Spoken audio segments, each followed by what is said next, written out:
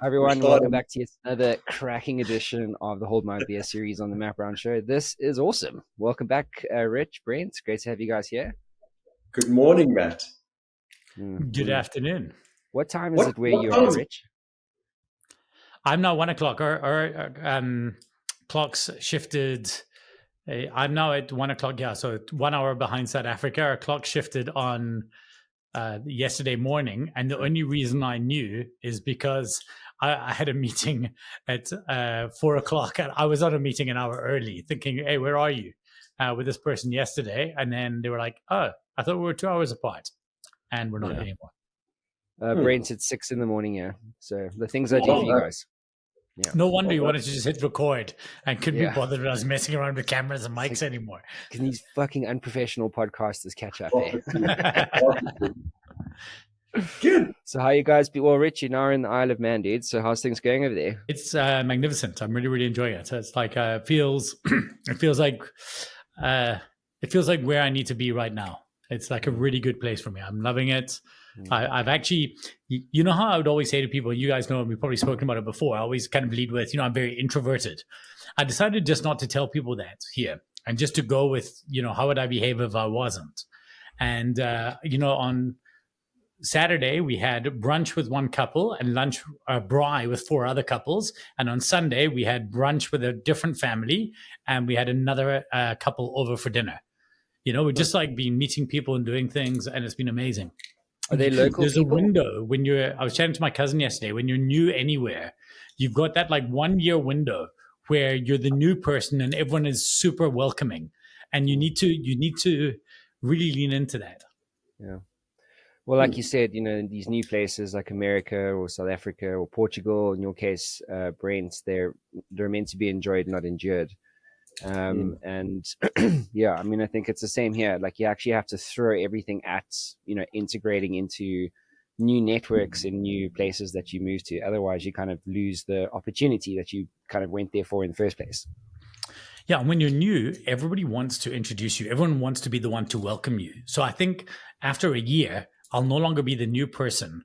So I'm really leaning in to the point where everyone's like, oh, let's invite you over. Oh, let's have a meeting. Oh, you should meet this person. I have said yes to literally everything. Everything I've said yes to. Yeah, that's awesome, man. And you, Brent, what's going on? So my world, since we last met, has become very small. And by small, I have a 7-week-old baby. Yay, small. Okay. And then what that does is that it also, I think much to my wife's dismay, for me, I like to not venture too far with the baby. I don't know why that is. I just feel like it's too much work potentially. And yesterday she was like, life carries on. We must just carry on with, regardless whether we've got a baby or not, which is probably the right attitude. But I struggle with that, and also struggle just with sort of sometimes just being present and enjoying where I am and not wanting to be somewhere else, which is something maybe we can talk about today. I always find that I go away, I want to be at home. I'm at home, I want to be at work. I'm at work, I want to be on my bike. I always want to be somewhere else, and not running away from anything. It's just maybe there's, somehow in my head, the future is better somewhere else, which is maybe not a very healthy place to be. So, I'm happy to hear from the two guys that actually made big leaps in their lives in terms of leaving South Africa, how comfortable you are where you are. It's a great topic. Before you get there, Matt, bring us up to speed with you. Yeah, let's see. So it's spring. So that's good. Fucking hell. This particular winter was very, very long. So we went to Moab in Utah for spring break.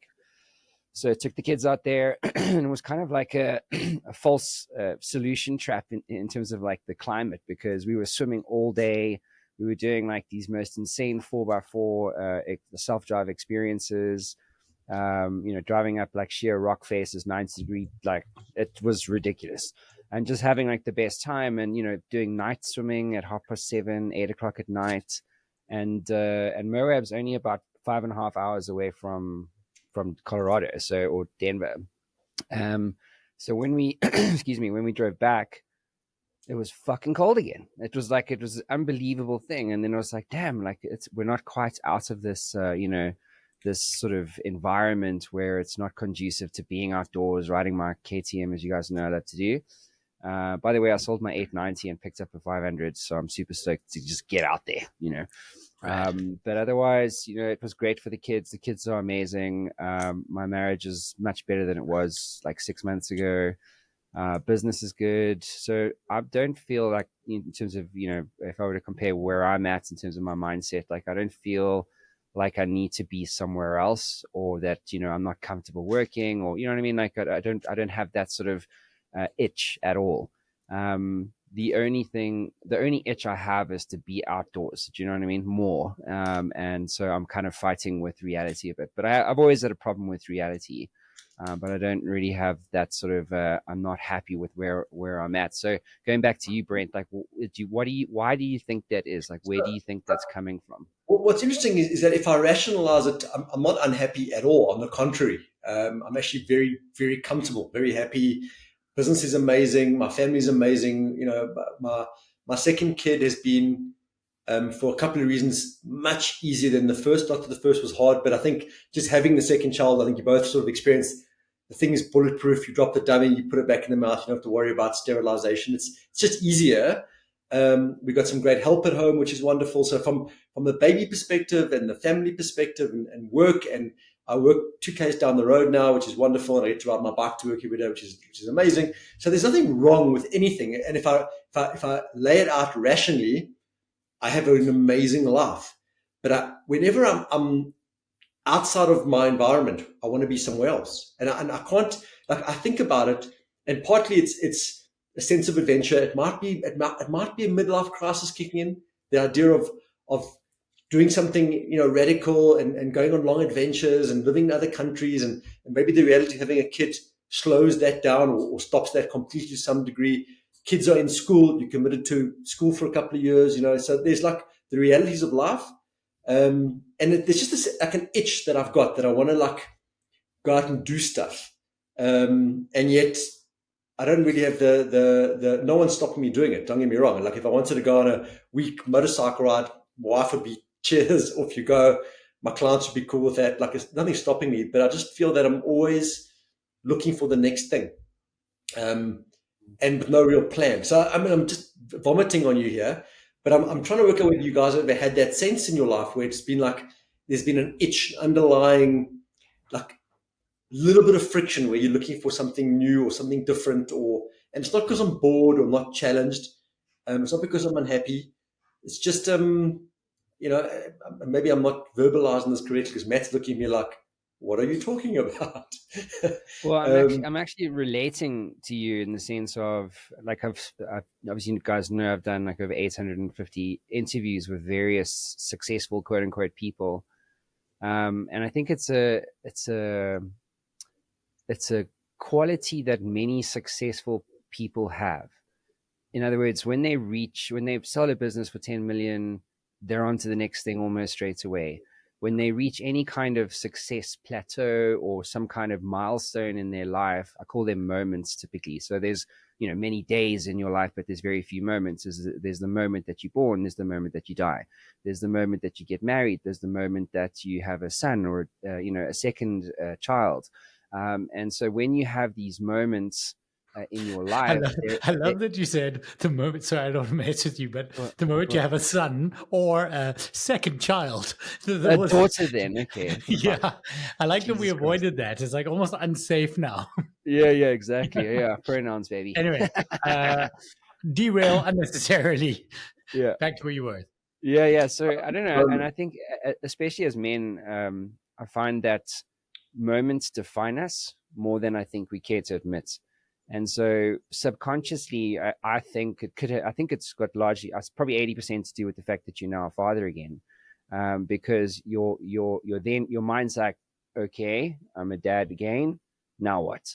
And so and so that subconscious sort of pattern, if you like. I mean, I'm not a fucking psychologist here, but there's a thing that happens in a man's brain where it's like you've reached some kind of moment in your life, and then you start to look at your life in general which is like you question, well, what am I doing why am I doing at work? And you can't be present at home. You know what I mean? Like, and I think you just get on this kind of like hamster wheel in your subconscious, and that's why it starts to manifest in all areas. That's why I have a problem with my environment, is what you said. I want to be somewhere else all the time.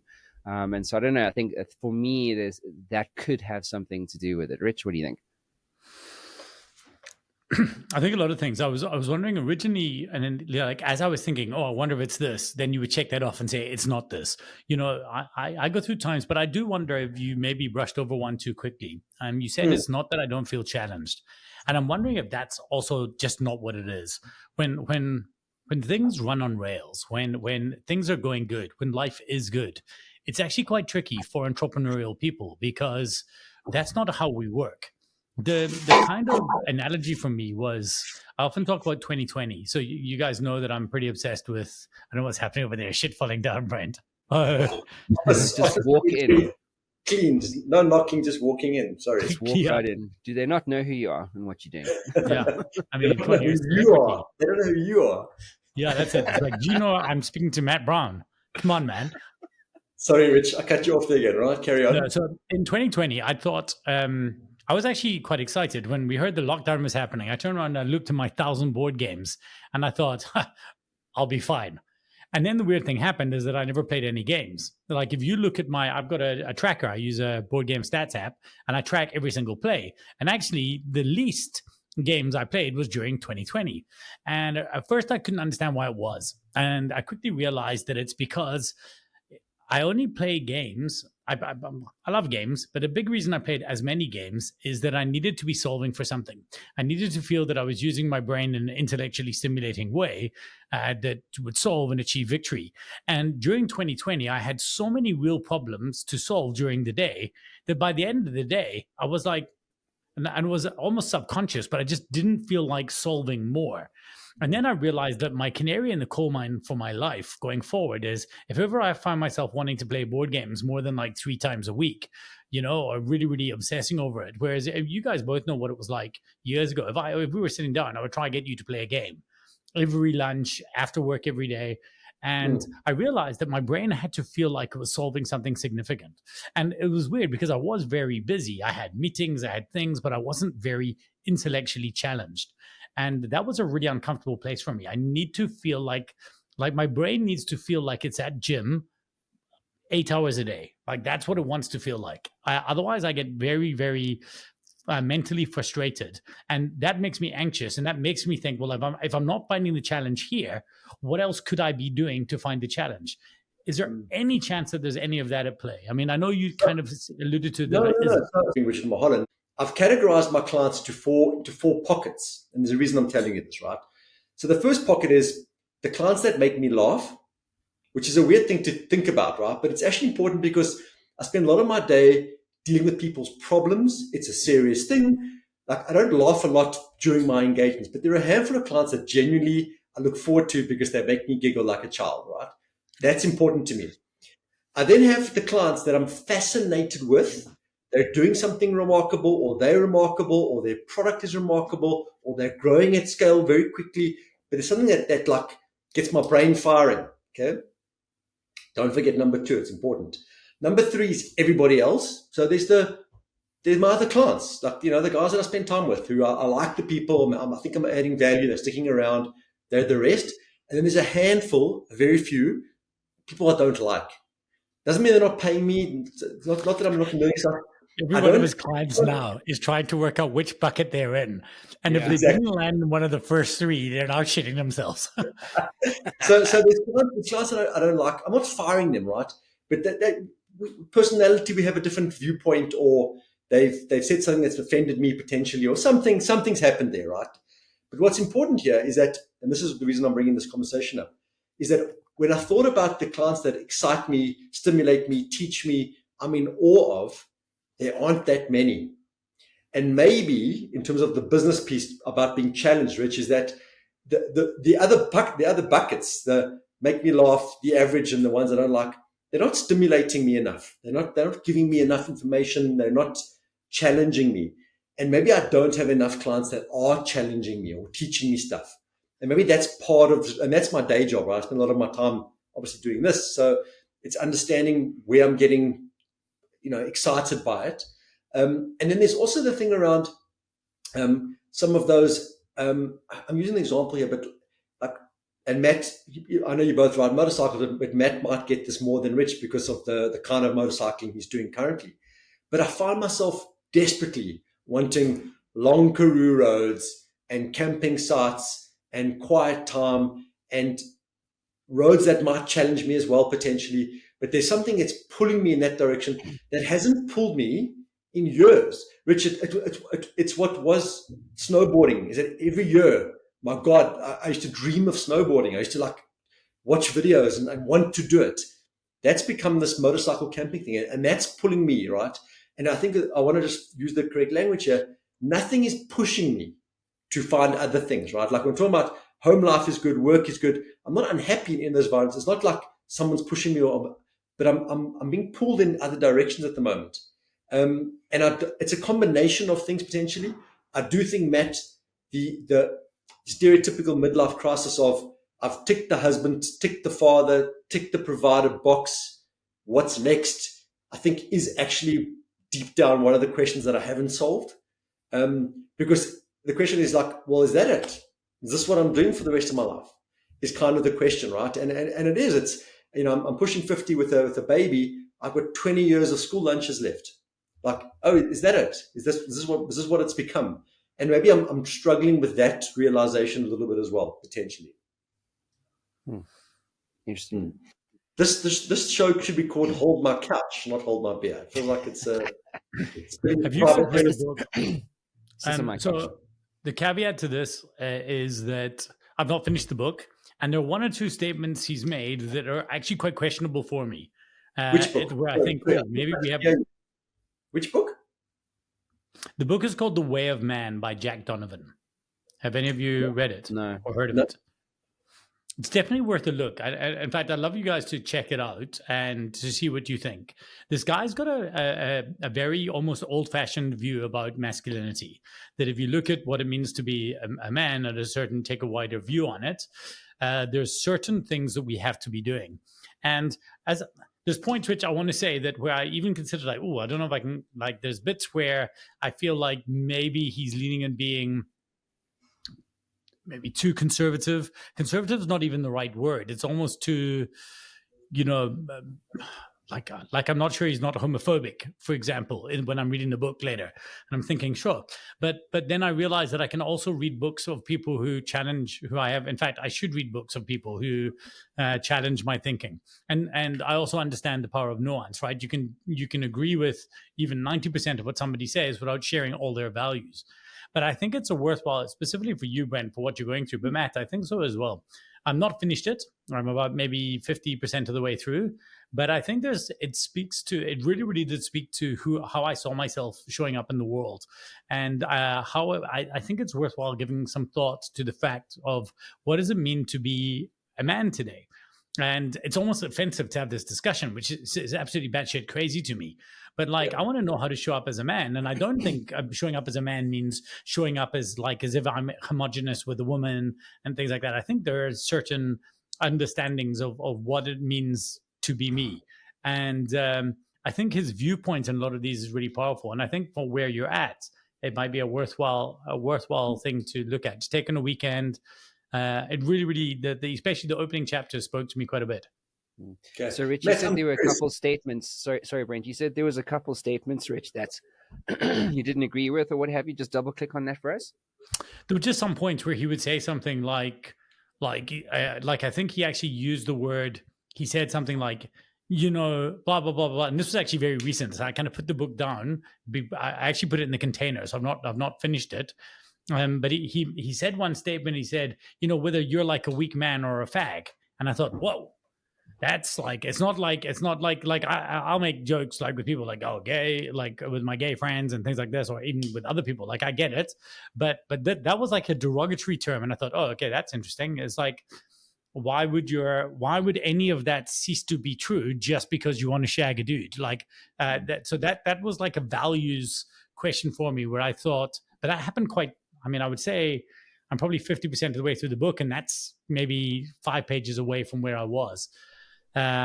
So things like that make me feel like maybe this dude is a bit more militant than I'd like, and I'll probably only find that out. I think he's maybe eased me in, but again, you can read books. I just watched a movie the other day called The Case for Christ that a Christian friend recommended I watched. Like, I'm very happy to watch things that challenge my worldviews. And you take what you want out of it, right? I mean, that's the whole point, is that it either reaffirms or gives you new thinking. So it's no harm either way. And in fact, I didn't find that. Yeah, I didn't find that even when he made that statement, it didn't invalidate anything he said any more than if he turned around and said. Because some people would say, "Oh, well, then how can you believe anything said?" But like, if you're giving me a lecture on the fact that gravity exists, and then you turn around and you make a homophobic or sexist comment, that doesn't invalidate the intellectual statement that gravity exists. You know. Mm. So when I was listening to you talk and your specific sort of, I'm just desperate more than anything to be on my bike, open roads, blah, blah. That for me, it implies a couple of things. One is like, is connection. You know what I mean? Like connection to something. Like when I ride a motorbike, I do it for connection, to create a stronger connection with myself. I'll tell you a quick story. So when we were in Moab, I bought, not before we left, I bought Frank, my son, a scrambler, like a little 58cc thing, and put it in the back of the car, and off we went. So I found a dirt track out in Moab, and there was no one there. It was like, Jesus, if there was a perfect place for a 9-year-old boy to learn how to ride a motorbike off-road, this would be it. And there's mountains there, and it's just like, it's epic. And it's just me and him, and he's just so desperate to get on this motorbike. So much so, like, he forgets to put on his like protective gear, and I'm like, hey, slow down there, superhero, and then he wants to just jump on the bike and open up the throttle. I'm like, no, dude, no, just sit on the bike. What's this? This is a brake. Okay. What's this? This is a throttle. Okay. So I'm trying to explain to him how to ride safely. Anyway, so off he goes, and I'm like, got my heart's in the back of my throat because I'm just waiting for this kid to tank it. But he rides beautifully, and off he goes, and it's only a 58cc, so it can't like do like some of the heavier off-road sections of this track. Anyway, so I'm watching him, and I'm about 300 feet, about 100 meters away from him, comes around the corner, and he tanks it. So when I go over to him, I'm like, dude, are you okay? He's like, yeah, I'm fine. But now he doesn't want to ride anymore. And then I said to him, tell me how you're feeling. He says, no, I'm scared. So I said to him, well, look, when you ride motorbikes and when you do anything for the first time, fear is a natural thing. But it's not about not feeling it. It's about what you choose to do despite of it. And I said to him, when you ride motorbikes, and this is true for me, I don't know if it's true for you guys, but when I ride a motorbike off-road, it's actually about, and this is what I was telling Frank, is that when you ride a motorbike, it's really about learning about yourself. So you have these long moments of certainty, like a Karoo road, or you're going on the 70 west out to, to the mountains or what have you. You have uncertainty when you go off-road, meaning you're going over this trail, the single track that you've never been on before, and you're fucking scared. And so you have certainty, you have uncertainty, but then when you come up the back of Hageman's Pass, now you're like super proud of yourself. So now you have significance. And then that whole process, even Frank learned, falling off his bike and whatever, you're now learning. So you're growing because you feel like you're learning, you're uncovering parts of yourself that you didn't know existed before. And then probably the biggest one is about connection. So you feel connected to something. When you put all those things together, certainty, uncertainty, significance, and growth, then suddenly you feel a connection to something. You have a feeling. When you come home, you're like, fuck it, that was actually worth it, And so then just another off branch to that whole story is that it's about challenge, and I think if you don't find significant challenges in your life as a man, especially, and this is true for me, like I'm very achievement driven, so for me, like especially and it comes from my father. So like my self-worth is very much attached to achievement, because despite everything I achieved, my father never gave me the fucking time of day. You know what I mean? And so that I'm very aware of that sort of belief and that value. And so that's what drives me. And so I don't know, and I think especially for men now, like I'm also desperate to get out there. I can't because of the weather, all the trails are closed and stuff. But that's what I'm looking for, because if there was an experience above all other experiences, more so than even building a business, riding a motorcycle for me ticks all those boxes. It's certainty, uncertainty, significance, growth, connection, etc. And so that, I believe, is a big pull, because it's not a push, right? Yeah. It's a massive pull, because It's the when call I of the know that wild, when I right? come back, just I'm finishing up, but I know when I come back, like, I'm more present with my family, right? I'm looking at myself with a new perspective, you see, and so that's what keeps pulling me back there all the time. But so, Rich, what were you going to say? No, I just said it's like the call of the wild. Yeah. That old phrase in the book. It's like Mm. you're called to something. You're called. Yeah. We live very civilized lives, and I don't enjoy long rides like you guys do. I like traffic and things like this, but I really understood when we did that silent retreat the idea of this call from civilization towards something that's uncivilized, that is, and that's what that is for you. And maybe I need to start thinking about that. Comparison is a thief of joy. I always think long rides are boring versions of short rides. That's like saying that the Isle of Man is a bad version of South Africa. I'll only enjoy it here if I live it for what it is. And maybe I need to start, like, I was listening to Matt and I thought, that's what I need to do when I go on a long ride. I need to think about that way, and the way you guys think about those rides, not about how I do it, like where the cars to dodge past. Like, Mm. maybe don't put music on in a long ride. On a short ride, I always have music and I'm pumping. On a long ride, maybe just turn it off. Maybe make it a silent retreat. You know. Mm. Anyway, But but Brent, it's about no, you here. Yeah, probably the biggest one for me is just my dad was an entrepreneur, you know, because, well, you guys know this for yourselves, and as for me, being an entrepreneur has given me everything. You know what I mean? It birthed the Matt Brown Show. It birthed, like, all my successes, all my failings, all my growth. Everything has come from that one single choice that I made in my 20s. And so for when I look at, I'm less concerned with Reagan, quite frankly, but for Frank specifically, like, that is a big thing for me, because that's how, I mean, I wrote about it in my first book, Your Inner Game, where I was telling the story about my dad and how when Chris Hani got shot during just during apartheid, and the whole country went and bought guns, and I was, a 15-year-old boy watching my dad make a shit ton of money. And then, a couple of years after that, I watched my dad lose it all. And I was like, why the fuck did that happen? You see what I mean? And so the idea, the identity for me, knowing my father was a man who built businesses and took that risk, took that chance, was what sparked my own, journey and the genesis of that journey. And so I wouldn't, force it on anyone, especially my children. But if he came to me one day and said, Dad, I don't know what to do with my life, I'd say, well, go and do that, go and travel or do this, because that's what I would hope for him. You know what I mean? But that would be the only one. I can even, like, just, FYI, like the Matt Brown Show, the guys have been following the show for the last sort of 10 years or so. I've stopped interviewing people.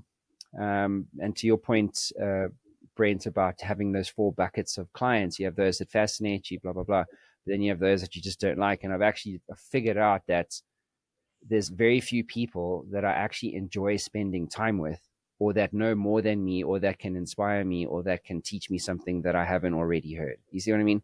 And so I've stopped interviewing people this year. I was like, fuck that. You, the guys, are the only ones that come on the show. And otherwise it's just all my own sort of, thinking and thought leadership and stuff. So it's been a big departure for me. And the reason for that is, again, because of identity.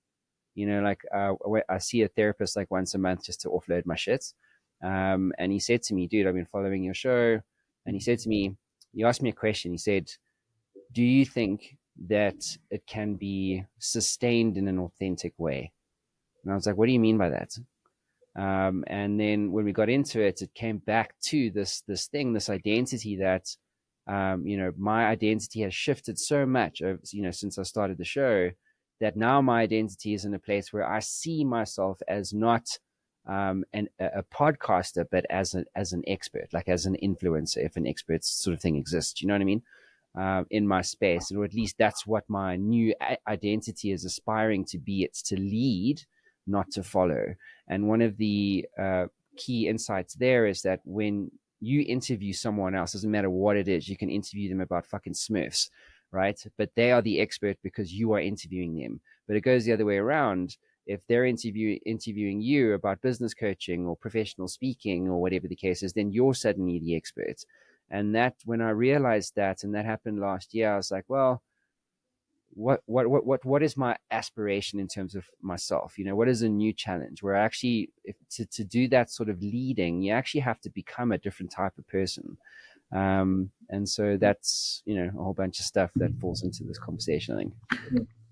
Just interestingly on that, people often ask me, hey, why don't you have a podcast? And I think that's my dilemma.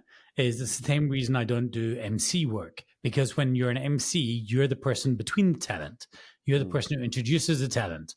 I remember speaking at that Disrupt Summit where I was on stage with will.i.am and Malcolm Gladwell. Now, I could say another things and Dion Chang, because I really respect Dion Chang. I think he's brilliant. Like, he's an incredible human being. In fact, now he's become a death doula, which I think is amazing as well. But I don't ever include him in the mix because he was the MC that day. And it's so weird. It's like, you're the dude who called me on stage. Now, it's not that I respect Dion any less. I mean, I hold Dion in huge respect. It's just that in that premise, he was just the person who ran it.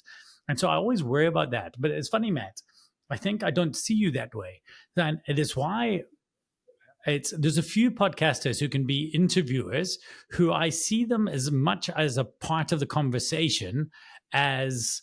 Like, nobody thinks of Joe Rogan as just an interviewer, right? He has really, really good, rigorous thoughts that he brings to an interview that works really, really well. And he seems a smart guy.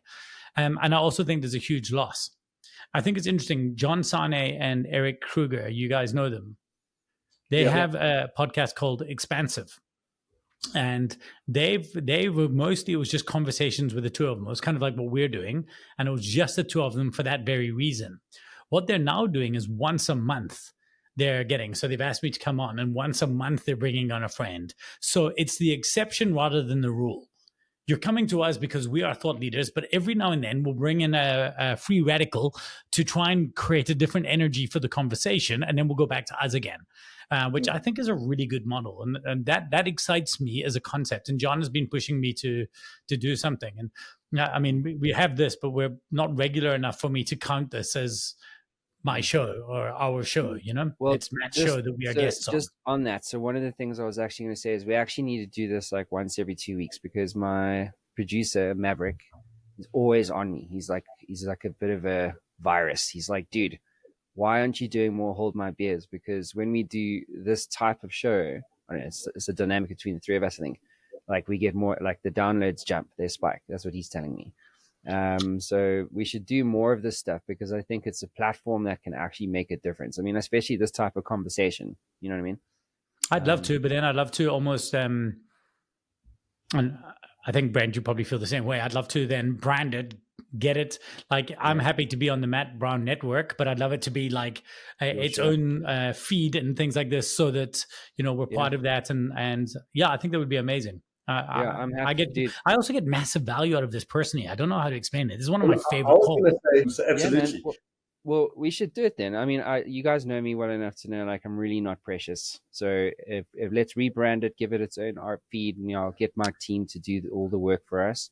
And then we'll syndicate it. Yeah, I mean, I still think it should be a Matt Brown network show. Like, absolutely. Like, I want to be part of your network of that. Yeah. I'm just saying so that it has its own show, its own identity. Correct. And then as we go, we'll get structure and things, and maybe we can bring in. Remember, we brought in guests. We can bring in a guest every now and then just to change the dynamic. Maybe on a specific topic, like, shit, I'm obsessing over this. Who could we bring in? Yeah. Would you want to do it? What sort of cadence would you want to do? Do you think every 2 weeks? Okay. I think a week that works for me. You guys ruin my routine, hey? Because I like get up not this early. Remember, it's still relatively early for us, so you could get up later. We'd be fine. And also, we could never wait. Like, I'm traveling to South Africa next week, but it's fine. I've got my Rode Wireless Go microphones, and you know, I can do it from wherever. Cool, Like man. we can Guys, make you this can work. check that out the channel. Yeah, yeah. Like Producer man, kill beautiful. this. This is really beautiful shit news. content. Yeah, this Yeah. is terrible. Sorry about this, Yes, everyone. like, Yeah. they're It goes to planning about their the fucking podcast. show. So I want to talk. I mean, we've spoken about the hobbies. Let's go back to what you were saying, and both of you were saying about identity. I think it's one of the things I've always struggled with. And it was funny when you were saying about runner. I am a runner. I have always made a concerted effort to never be that, because I want my identity to shift. So I never say I'm a board gamer. I say I play board games. I never say I'm a biker. In fact, because I don't ever say I'm a motorcyclist. I ride motorcycles, because a biker for me is actually got a different set of things that I don't really relate to. But I prefer not to identify with one thing, but rather to be a person who identifies with obsessions.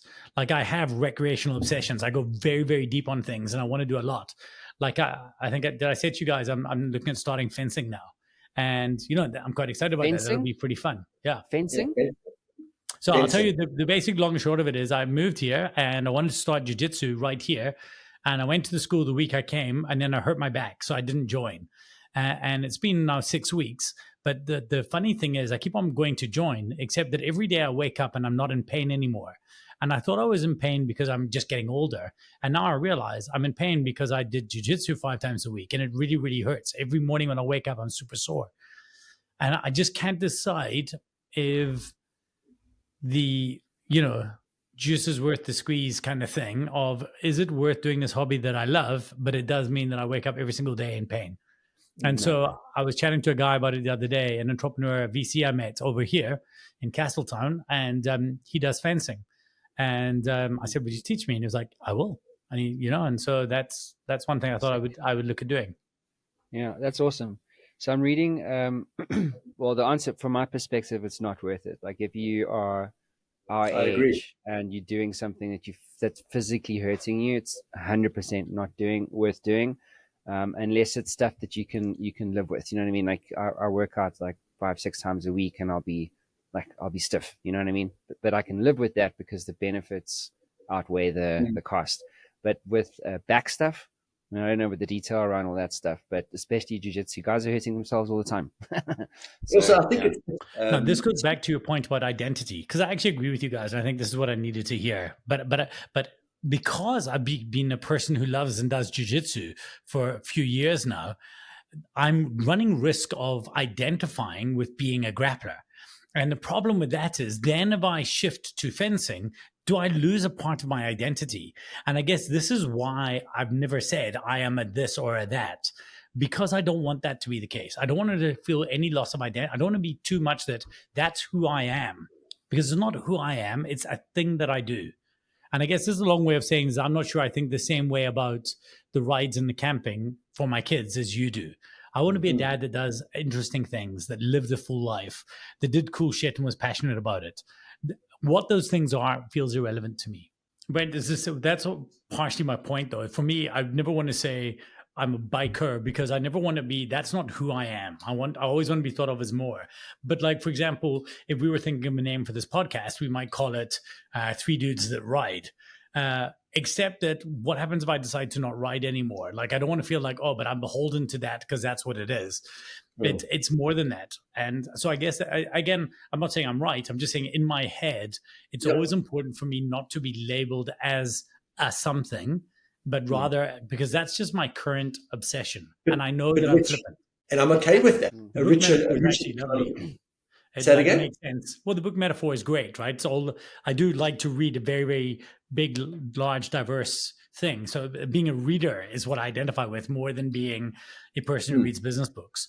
Sure. And in fact, that's a label I'd probably be very happy to own, because I cannot imagine ever not loving reading. Matt, where are you on this, on identity and things?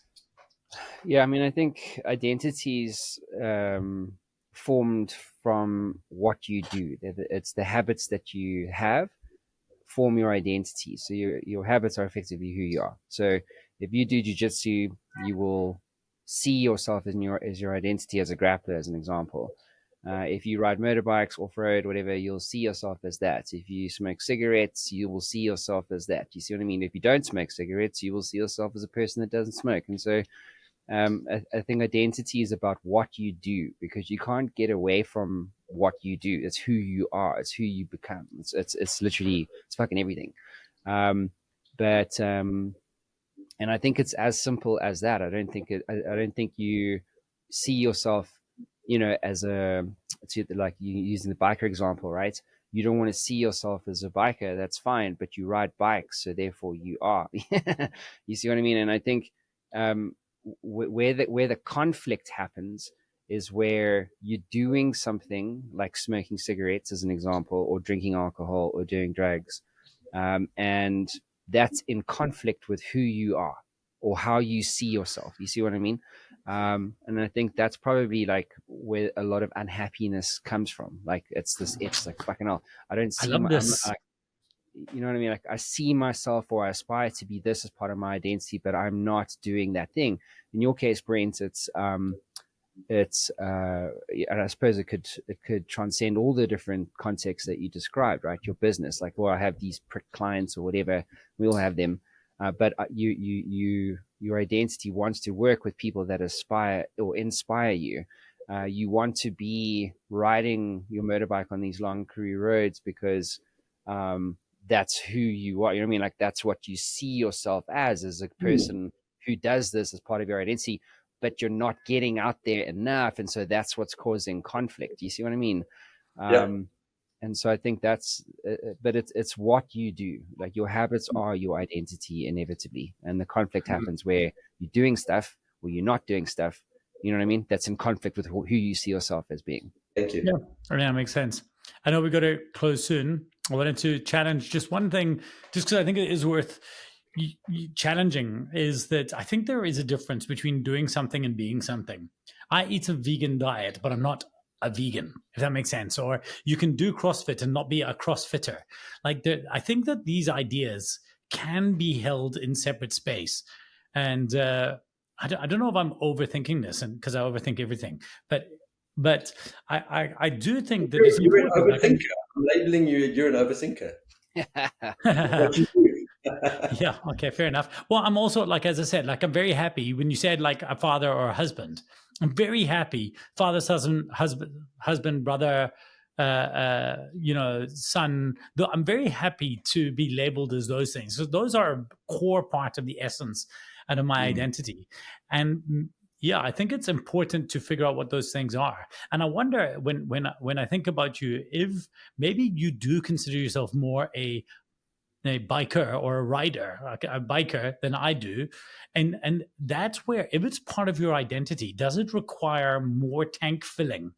If you have the 3 cups of identity for yourself, do you need to keep on topping them up more because they're part of how you see yourself?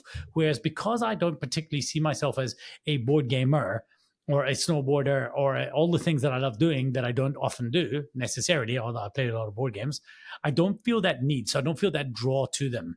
And then one other little thing, Matt, do you have one of those cups that heats themselves? Because if you do, I'm very curious. Is that what it is? No. No, okay. I should get one though.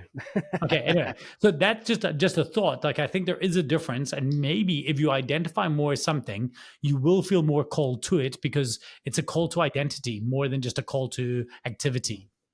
Well, I like that. A call to identity. That's pretty cool. Call to identity. Yeah. There should be a book. Very nice. Yeah.